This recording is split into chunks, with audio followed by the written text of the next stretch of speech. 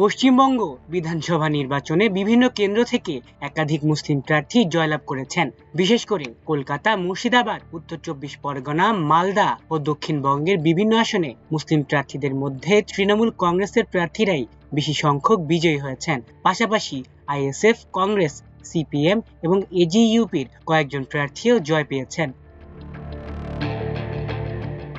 রাজধানী কলকাতার গুরুত্বপূর্ণ কেন্দ্র কসবা বিধানসভা আসনে তৃণমূল কংগ্রেসের প্রার্থী বিদায়ী বিধায়ক ও রাজ্যের প্রাক্তন মন্ত্রী জাভেদ খান আবারও জয় ধরে রেখেছেন। তিনি 20,974 ভোটের ব্যবধানে বিজয়ী হন। কলকাতার আরেক গুরুত্বপূর্ণ কেন্দ্র থেকে তৃণমূলের ফিরহাদ হাকিম 56,490 ভোটে জয়লাভ করেন। মেটিয়া ব্রুজ কেন্দ্র বড় ব্যবধানে জয় পেয়েছেন তৃণমূল প্রার্থী আব্দুল খালেক মোল্লা। তিনি 87,879 ভোটে বিজয়ী হয়েছেন।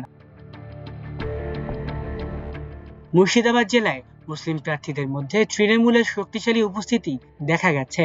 জলঙ্গি কেন্দ্র থেকে বাবর আলী, হরিহরপাড়া থেকে নিয়ামত শেখ, শামশেরগঞ্জ থেকে মোহাম্মদ নূর আলম, ভরতপুর থেকে মুস্তাফিজুর রহমান এবং সাগরদিঘি থেকে বাইরন বিশ্বাস জয়ী হয়েছেন। একই জেলার রেজিনগর ও নওদা কেন্দ্র থেকে এজিইউপি প্রার্থী হুমায়ুন কবিরও বিজয় অর্জন করেছেন।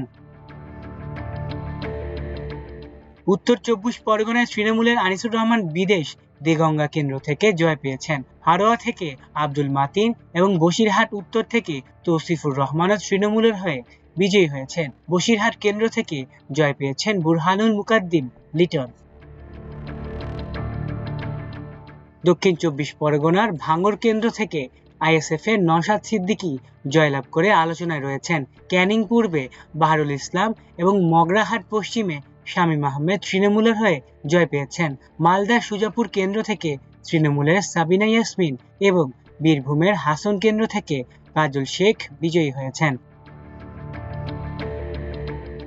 অন্যদিকে বিরোধী দলগুলোর মধ্যেও কয়েকজন মুসলিম প্রার্থী সাফল্য পেয়েছেন। মুর্শিদাবাদের ফারাক্কা কেন্দ্র থেকে কংগ্রেসের মাহতাব শেখ, রানীনগর থেকে কংগ্রেসের জুলফিকার আলী এবং ডোমকল কেন্দ্র থেকে সিপিএম এর মুস্তাফিজুর রহমান রানা জয়লাভ করেছেন। এছাড়াও রিয়াত হোসেন সরকার, ডাক্তার আব্দুল আজিজ, ইমানি বিশ্বাস, আখতারুজ্জামান এবং নজরুল ইসলাম তৃণমূল মোথাবাড়ি থেকে জয়লাভ করেছেন।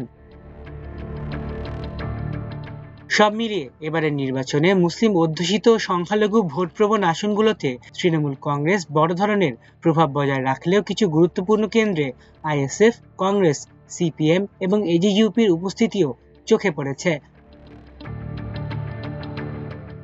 মাল্টিমিডিয়া ডেস্ক, আমার দেশ।